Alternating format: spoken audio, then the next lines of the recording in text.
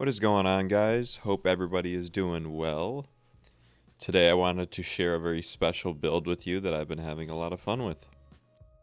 As you can see, I am on Hunter. Yes, big shocker. This build is essentially centered around the Celestial Nighthawk ornament. As you can read the new summary, it's insane now. It is very good now. As for my aspects and fragments, we'll just quickly gloss over them because they're not that important. I mean, you have a lot of creative freedom which ones you can choose. I think the Ember of Torches is probably the most important in order to just keep radiancy as much as possible. But the most important thing are the artifact mods. So to start off with, Kindling Trigger, applying Scorch is an endgame beast and can quickly chunk out rank and file enemies in addition to enemy shields as well. Next we'll go on to Flint Striker, which is huge for getting radiant from a distance. Part of the Flame is very similar to Thunderous Retort from a couple seasons back. I don't know if you guys remember, but it puts our Golden Gun on steroids essentially, and it also gives our nearby allies radiancy, which is awesome. Revitalizing Blast is back. It's something we've seen many times before. Unfortunately, it's for any solar ability. That's crucial for this build. One of the final big hitters for this build is Razor Precision. When we proc our radiancy, our precision kills ignite targets, and especially with weapons with the incandescent perk, you have a constant feedback loop. And to finish off our build, we have the Solo Operative, which if we are running solo, it just turns us into a god. Hence the one-man army title. I will have the links to 3 incredibly fun dim builds I have made this week in the description below. However, I strongly encourage some experimentation of your own if you haven't already, since these artifact mods are awesome on most solar weapons, so just mix and match as you choose. Starting with Polaris, this exotic has taken the throne as the most dominant exotic in endgame, it seems, I swear. Obviously, it chunks out a lot for crit damage, and then it does AoE, all while infinitely shooting. It doesn't get much better than that. Here we'll see me getting my super back extremely quickly here. This is such a fun portion of the Corrupted GM, but you're going to watch. Within 20 seconds, I practically have my super. Fill me up, Daddy. Like, it doesn't get much better than that. It really doesn't.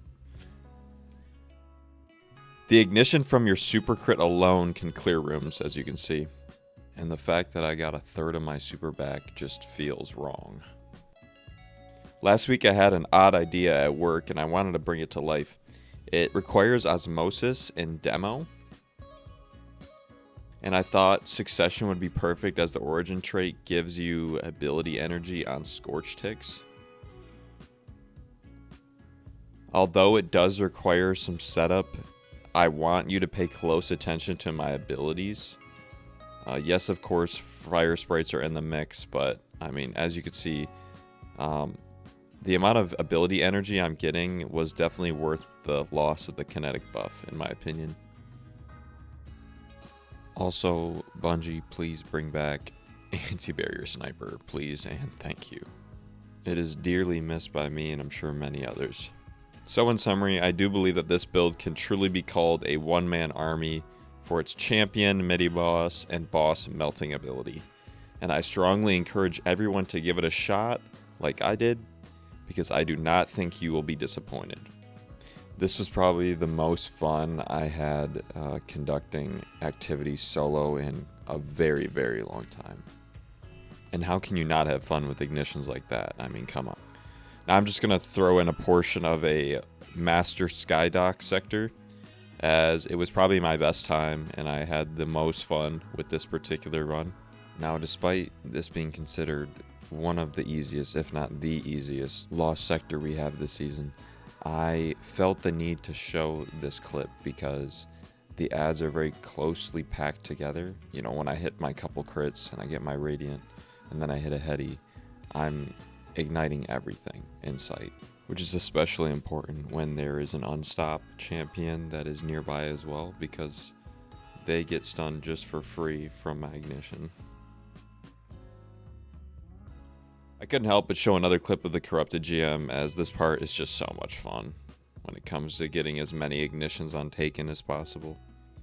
Before I gave this build a shot, I used to strictly run Thunder Crash on the Corrupted GM, but since finding this build, I think this is my new go-to, because I mean, when you're on this stair portion, you are getting so much super, it's absurd.